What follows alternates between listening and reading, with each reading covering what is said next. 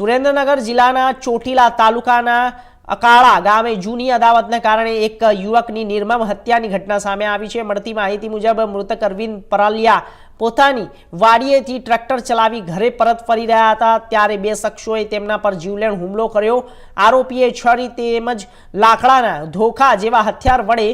અરવિંદભાઈ પર તાબડતોડ હુમલો કર્યો। હુમલા દરમિયાન છાતીના ભાગે તીક્ષ્ણ હથિયારના ગંભીર ઘા વાગતા અરવિંદભાઈનું ઘટના સ્થળે જ મોત નીપજ્યું છે। ચોટીલા પોલીસ સ્ટેશનના અકાળા ગામે એક મર્ડરનો બનાવ બનેલ છે। આ કામે હકીકત એવી છે કે આ કામના આરોપી અરવિંદભાઈ ઉર્ફે એભલભાઈ રાજાભાઈ પરાલિયા નાઓને બનાવથી આશરે 5 થી 6 વર્ષ પહેલાં મરણ જનાર અરવિંદભાઈ ઉર્ફે મનસુખભાઈ સાદુરભાઈ પરાલિયાનાઓની પત્ની સાથે આડા સંબંધ બાબતે શંકા હોય જે બાબતે અગાઉ આરોપી તથા મરણ જનાર વચ્ચે ઝઘડો થયેલો હોય જે બાબતનું મનદુખ રાખી આરોપી અરવિંદભાઈ ઉર્ફે એભલભાઈ રાજાભાઈ પરાલિયા તથા અન્ય સહઆરોપી વિપુલભાઈ ઉર્ફે વેલાભાઈ લાલાભાઈ પરાલિયાનાએ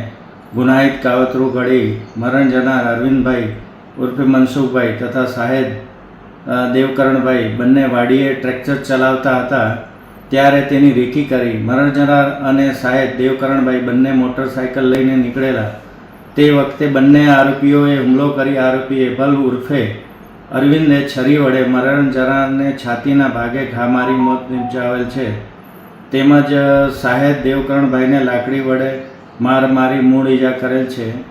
આ બાબતે મરણ જનારના ભાઈ ગોરધનભાઈની ફરિયાદ લઈ ગુનો નોંધેલ છે અને આ કામે આરોપીને પકડવા માટે ચોટીલા પોલીસ સ્ટેશનના કર્મચારીઓની ટીમ બનાવેલી છે અને આરોપીની શોધખોળ ચાલુ છે અને ગુનાની વધુ તપાસ ચોટીલા પીઆઈ